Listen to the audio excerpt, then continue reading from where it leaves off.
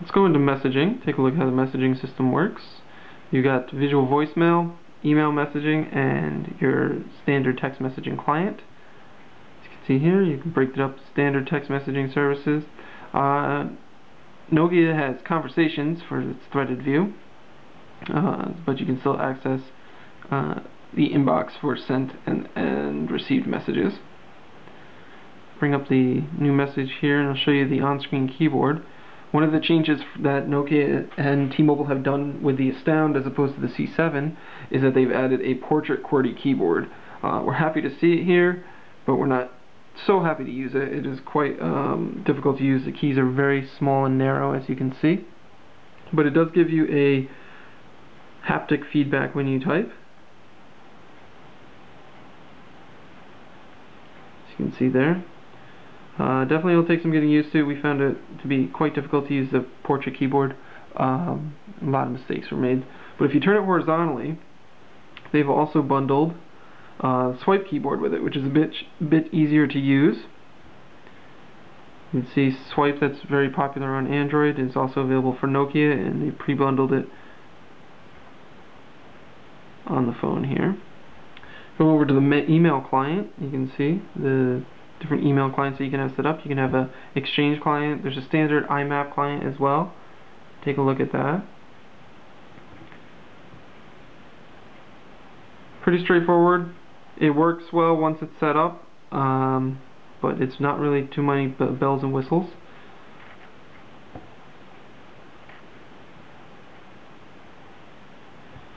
An idea of how formatted text looks.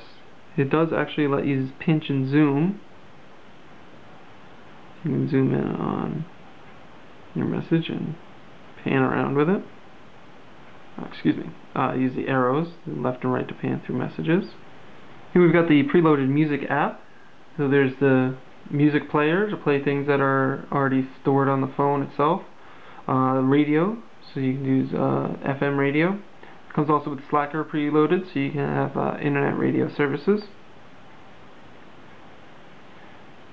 OV Maps is preloaded on as well. It's free to use OV Maps. It's a full navigation suite. Taking a look at our contacts. Standard contact list here. Does show the pictures of contacts next to them. Open that up. And it gives you some details. If you had linked them with a social network, you'd be able to see any updates and stuff like that from Facebook or Twitter with the social network integration. So there's a minor integration that Nokia offers. Taking a look at the calendar here. Pretty straightforward calendar. It's kind of got a unique feature there where it will automatically scroll through your events of the day.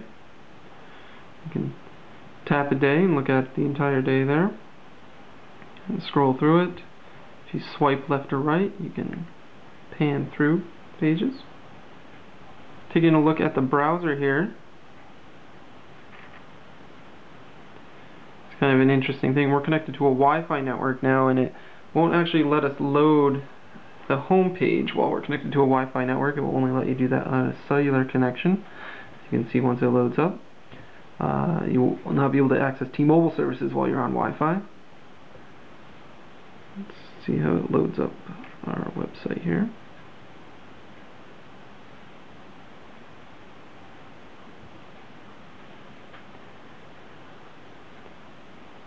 The browser is said to be improved over the original C7, but it is not really great. As you can see, it's quite slow. It's taking a while to make a connection here.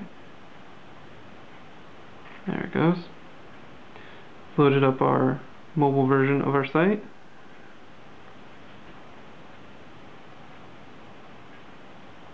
As you can see, scrolling is fairly smooth, but it is a bit choppy as well.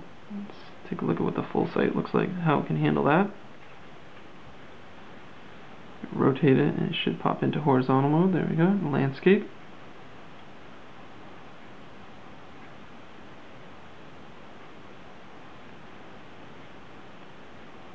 So even though it's not loaded, you can still pan around. Quite slow, however. There we go. Starting to load the rest of the site. It does support pinch to zoom. There we go. But it does it in more of a choppy type of format. It does not do it very smoothly.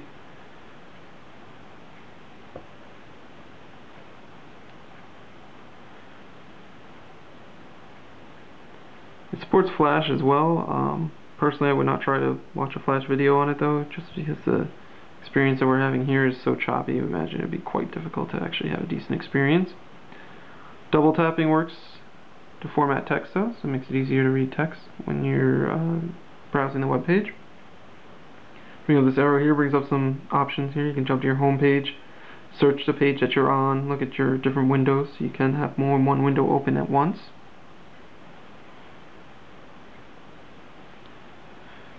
Now, interesting, the home screens actually work in full horizontal support as well, something you don't see too often on other platforms like Android.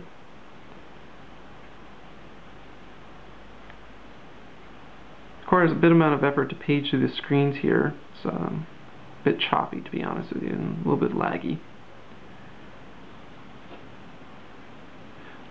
Here's the menu button. We'll bring up the menu if you press it once, or if you were to hold it, it brings up the multitasking screen, the open applications, so you can jump between applications.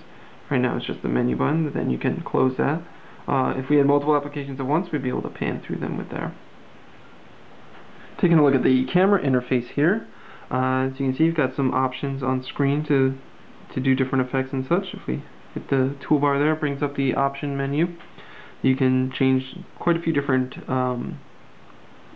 photography settings here, as far as white balance and color, and there's different scene modes like standard camera. It also has face detection as well. Taking a look at the camera itself though, unfortunately, because Nokia didn't put an autofocus camera on here, unless you're very far away from your subject, everything's going to be kind of blurry. As you can take a look here, I'll take a quick picture here, and let's take a look at that closer.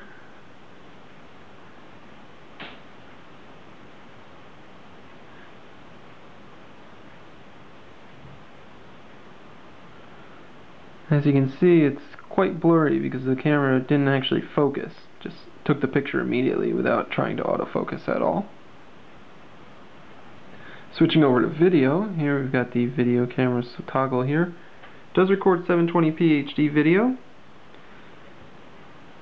so that we can record a quick video here.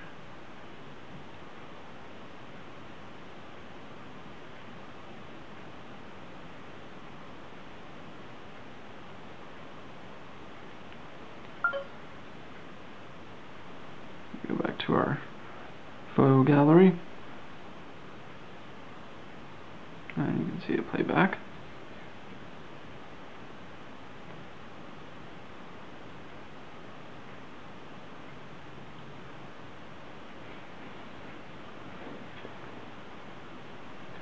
So that's a quick look at the hardware and software of the Nokia Astound.